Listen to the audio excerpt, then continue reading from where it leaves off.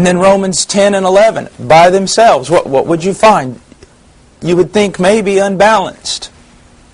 But you bring them together.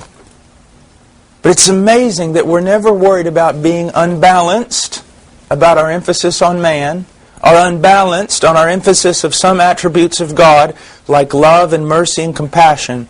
But then when we speak about other doctrines, we're so afraid someone's going to think that we're something unbalanced. Now, something that I want you to see is what I've mentioned, is that there must be a center. Now the question is, who's it going to be?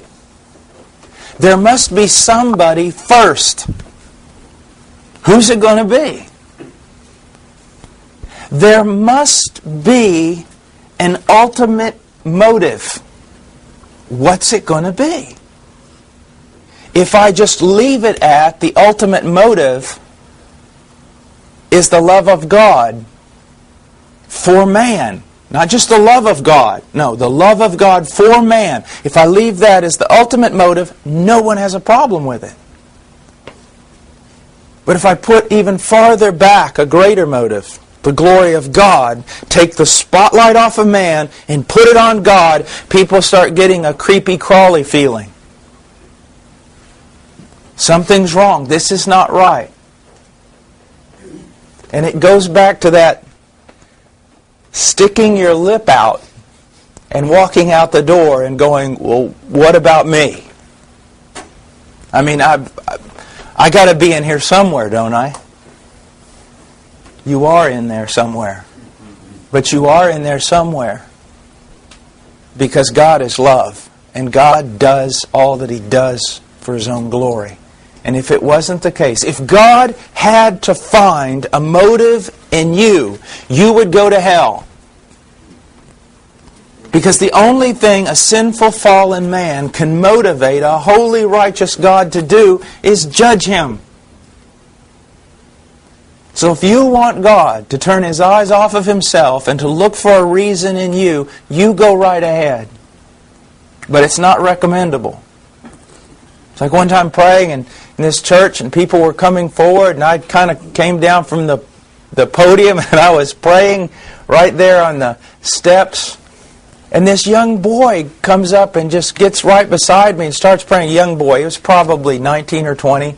And he's crying out, God, I just want you to give me what I deserve.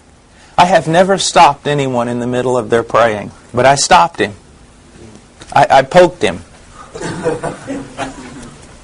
And he just didn't pay attention. So I poked him harder. And he looked at me and I said, don't you ever, ever ask God to give you what you deserve. Because the only thing you deserve, young man, is to be condemned. Fall upon your face, plead for mercy, that you not be given what you deserve, but that you be given the very thing you don't deserve. Now, let's look at some quotes. People say, yes, he's just going to quotes. Why doesn't he go to Scripture? There's about 1,000 Scriptures waiting for us. I just want to nail down a few things. One, in the introduction, that all this talk about God's glory, and again, I want to defer here for a moment to Dr. Piper. Really respect the man. But let me say this. These doctrines didn't begin with Dr. Piper. And he would be the first to recognize that. These things have always been believed by godly men. And we have gotten off center in the evangelical world because we have forgotten about the rock from which we were cut. We have forgotten what historical Christianity is all about. Okay? So, Thomas Boston writes this: every rational agent proposes to himself an end in working, and the most perfect highest end. Now God is the most perfect being, and His glory the noblest end. Now, notice the word he's using there. rational in the word agent. Every rational agent proposes a reason or an end for what he's doing. You know. He just does. And if he doesn't, we consider him not to be rational. Why are you doing what you're doing? It's like I have all my little children. Why are you doing that? I don't know. That's not rational. There must be a reason. Maturity, rationality demands. Why are you doing that? Well, I'm doing that because of this. We will even respect a man who at least has a reason for what he's doing, even though it may be irrational, more than a man who has no reason whatsoever. God, being a rational being, has an end or a reason or a purpose, a sunum bonum, a greater good for what he is doing.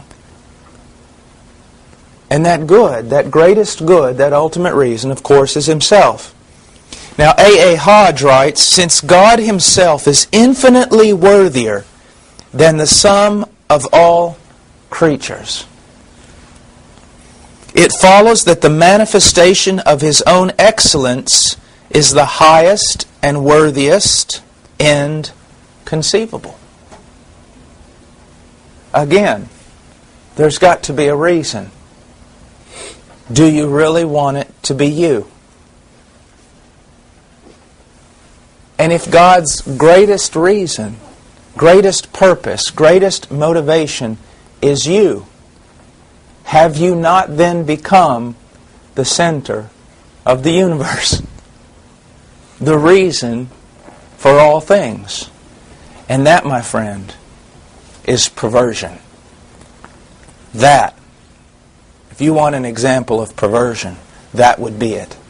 For God, the most worthy being, to step down and give the very center of the universe to what would arguably be the least worthy being.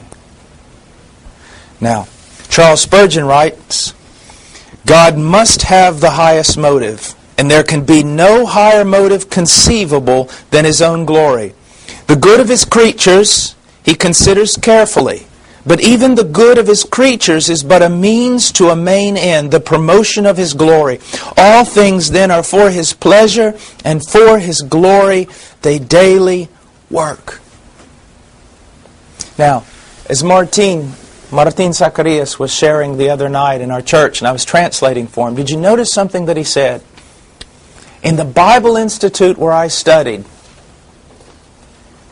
they told us about the great men of the faith. Charles Spurgeon, George Mueller, Hudson Taylor. But they never told us what they believed.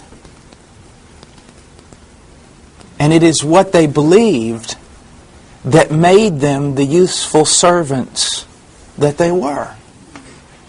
They told us Charles Spurgeon was the greatest preacher who ever walked on the face of the earth since the apostles, but they didn't tell us his doctrine. The thing that made him what he was. And these kinds of statements that made Charles Spurgeon. It's the attitude of his life.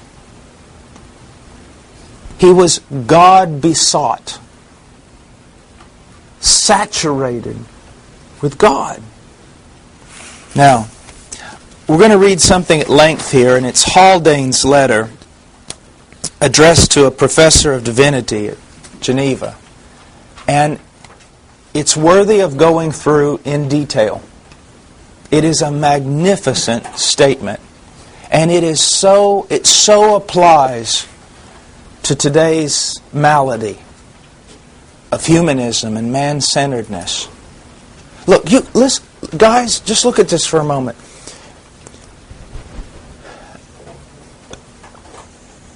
You begin wrong. Everything's wrong. You lay a foundation that is wrong. Everything is wrong. In the church that we're building in Barranco, in Lima, Peru, when we tore down a piece of the building. We notice that the building beside ours, which is like a 4-story building, we notice that the 3 upper floors are made out of cement. Cement and rebar and modern building techniques. But the bottom floor, the main floor, is adobe